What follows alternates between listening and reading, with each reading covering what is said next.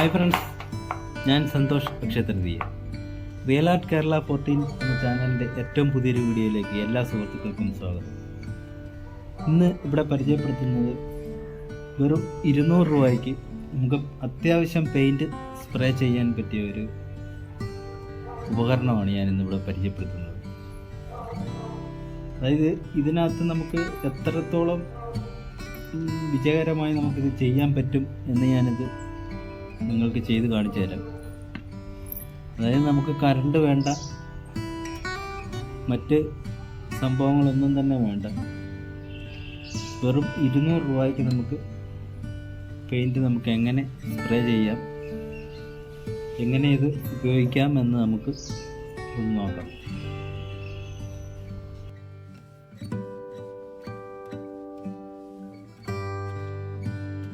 അത്യാവശ്യം നല്ല കട്ടിയുള്ള പ്ലാസ്റ്റിക് കൊണ്ടാണ് ഇതുണ്ടാക്കിയിരിക്കുന്നത്.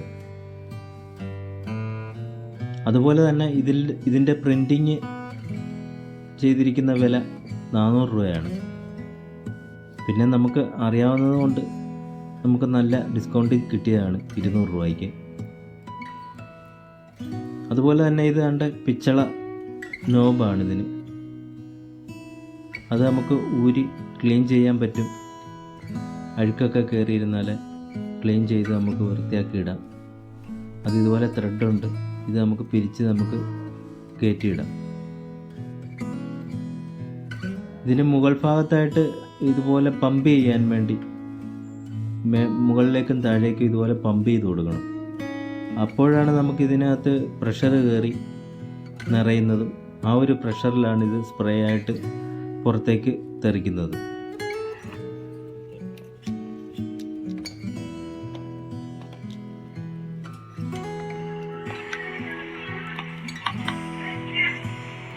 ഇതിനുള്ളിൽ മെയിനായിട്ട് 2 പൈപ്പാണ് ഉള്ളത്. ഒരു പൈപ്പ് അത്യാവശ്യം കനമുള്ളതും ഒന്നൊരു ചെറിയ പൈപ്പുമാണ്.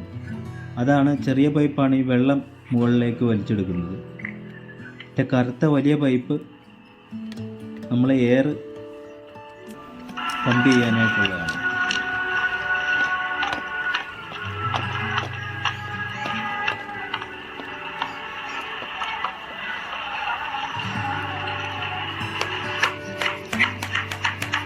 ഇത് പമ്പ് ചെയ്ത് ഇതുപോലെ നമുക്ക്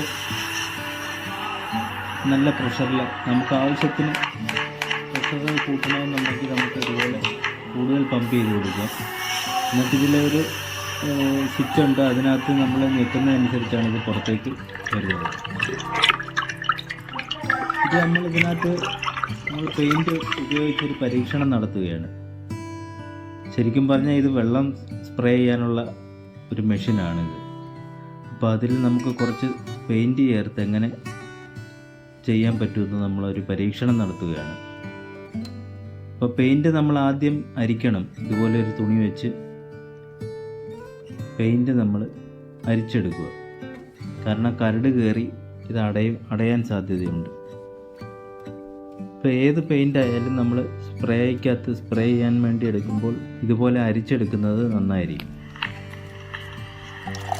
അതിനുശേഷം നമ്മൾ കുറച്ച് വെള്ളമൂടെ ചേർത്ത് കൂടുതൽ, അതായത് കുറച്ച് ഒരുപാട് കട്ടിയാവരുത്, നല്ല ലൂസായിട്ട് ഉണ്ടെങ്കിലേ ഇത് സ്പ്രേ ആയി വരും. അതിനുശേഷം നമുക്കിത് ഇതിലേക്ക് നിറച്ചു കൊടുക്കാം. അതുപോലെ തന്നെ വെള്ളമായാലും ശരി പെയിൻ്റ് ആയാലും ശരി ഇത് മുഴുവൻ ഫുള്ള് നിറയ്ക്കരുത്. ഒരു മുക്കാൽ പങ്കോളം നിറയ്ക്കുക. കാരണം ഇതിനകത്ത് ആ എയർ കൂടെ ഫില്ലാകാനുള്ള ഒരു ഗ്യാപ്പ് നമ്മൾ കൊടുക്കണം.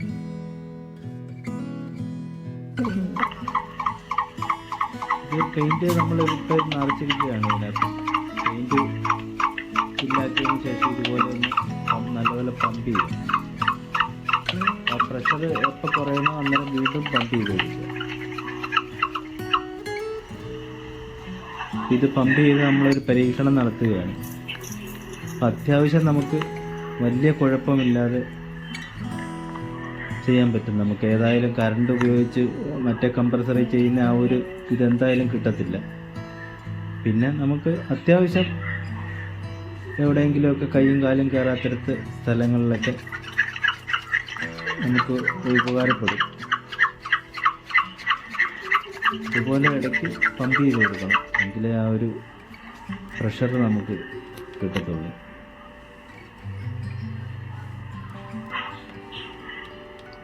ഇത് 100% വിജയം എന്ന് ഞാൻ പറയുന്നില്ല, കാരണം നമുക്ക് അത്യാവശ്യം അവിടെ ഇവിടെയൊക്കെ ഇതുപോലെ ചെയ്യാനേ പറ്റും. പിന്നെ നമുക്കിത് അതുപോലെ തന്നെ ഇത് ഉപയോഗിച്ചതിന് ശേഷം പെട്ടെന്ന് തന്നെ പെയിൻ്റൊക്കെ എടുക്കുകയാണെങ്കിൽ പ്രത്യേകിച്ച് കഴുകുക, നന്നായി കഴുകുകയാണ് വെക്കാൻ.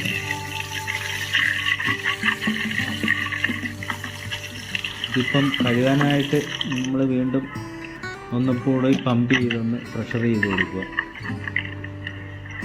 അപ്പോൾ ആ ഉള്ളിലിരിക്കുന്ന പെയിൻറ്റ് കട്ടിയായിട്ട് വല്ലതും ഇരിപ്പുണ്ടെന്നുണ്ടെങ്കിൽ എല്ലാം വെള്ളത്തിൽ പോകും. കുറച്ചുകൂടി വെള്ളം നമുക്ക് അതിനകത്ത് ചേർത്ത് ഇതുപോലെ വീണ്ടും ഒന്നുകൂടി സ്പ്രേ ചെയ്ത് കൊടുക്കുക. അപ്പം വെള്ളം കൂടുതൽ നമ്മൾ ചേർത്തപ്പോൾ ആ ഉള്ള ഒരു വ്യത്യാസം ഞാനിപ്പോൾ കാണിച്ചു തരാം. വെള്ളം കുറച്ച് കൂടുതൽ ചേർത്തപ്പോൾ കുറച്ചുകൂടി വിരിഞ്ഞ് നല്ല ഇതായിട്ട് വീഴുന്നുണ്ട്.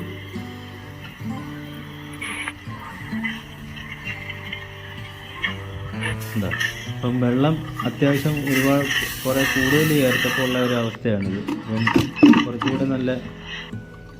കുറച്ചുകൂടി നല്ല ഫിനിഷിങ്ങിലും നല്ല വിരിവും ഒക്കെ ഉണ്ടായിരുന്നു. അപ്പോൾ എന്തുകൊണ്ടും ഇത് 200 രൂപയ്ക്ക് നല്ലൊരു ഉൽപ്പന്നം തന്നെയാണ്. നമുക്ക് അതുപോലെ തന്നെ വീട്ടിലെ ചെടികൾക്ക് അത്യാവശ്യം മരുന്ന് തളിക്കാനും ചെറിയ രീതിയിൽ സ്പ്രേ ചെയ്യാനും അതുപോലെ വളരെ ദൂരത്തേക്ക് സ്പ്രേ ചെയ്യാനും ഒക്കെ നമ്മുടെ ഇഷ്ടാനുസരണം ഉപയോഗിക്കാൻ പറ്റുന്ന ഒരു നല്ലൊരു ഐറ്റം തന്നെയാണിത്. അതുപോലെ തന്നെ പെയിൻറ്റ് എടുത്തത് കൊണ്ട് ഇത് നല്ല രീതിയിൽ കഴുകി വേണം വെക്കാൻ.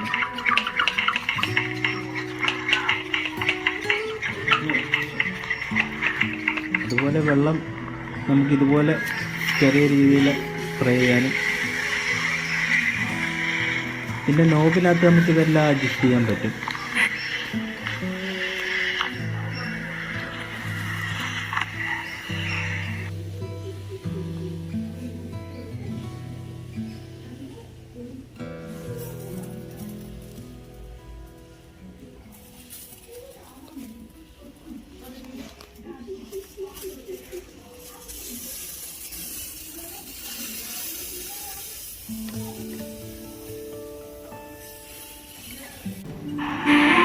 പ്രത്യേകിച്ച് ഇതുപോലെ തൂക്കിയിട്ടിരിക്കുന്ന ചെടികൾക്കൊക്കെ നമുക്ക് ഒരുപാട് വെള്ളത്തിൻ്റെ ആവശ്യമില്ല.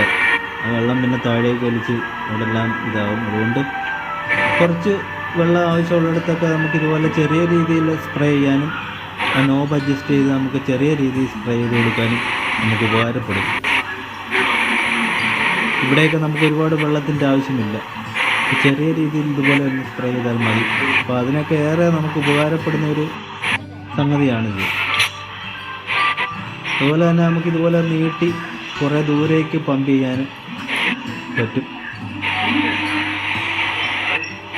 വളരെ അത്യാവശ്യം നല്ല ദൂരേക്ക് പോകുന്നുണ്ട് കേട്ടോ. വളരെ എല്ലാം കൊണ്ടും സംഭവം നല്ല രസമുണ്ട്. അതുപോലെ തന്നെ കിടന്നോളും, നല്ല സ്ട്രോങ് ആണ്, കുറേ കാലം കിടന്നോളും. അതിൻ്റെ സ്പെയർ എല്ലാം മേടിക്കാൻ കിട്ടും. അതുപോലെ തന്നെ അതിൻ്റെ നോബും പൈപ്പും അതെല്ലാം മേടിക്കാൻ കിട്ടുന്നതാണ് നമുക്ക്, അഥവാ എന്തെങ്കിലും വിഷയം ഉണ്ടെങ്കിൽ തന്നെ. അപ്പം നമുക്ക് അടുത്തുള്ള ഏതെങ്കിലും നല്ല സ്റ്റോറിൽ തിരക്കിയാൽ മതി. ഇത് ആരും അറിയാതെ മകൾ ചെയ്ത ഒരു പണിയാണ്. അപ്പോൾ ഇത് കണ്ടുപിടിച്ചത് എൻ്റെ മകളാണ്. അപ്പോൾ അത് ഞാൻ അവളറിയാതെ വീഡിയോ എടുത്തതാണ്. അതെന്തുവാ നമുക്കൊന്ന് നോക്കാം.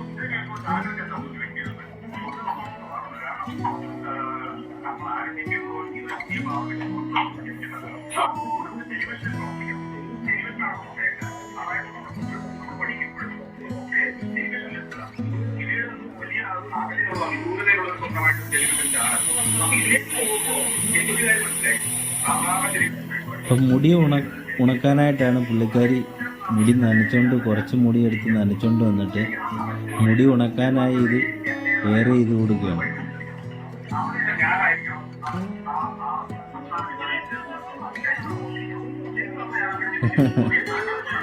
അപ്പം മുടി ഉണക്കുന്നതിന് വേണ്ടി ഇത് ഉപയോഗിക്കാം എന്നുള്ള ഒരു കണ്ടുപിടുത്തം കൂടി പുള്ളിക്കാരി ഇത് നടത്തിയിരിക്കുകയാണ്.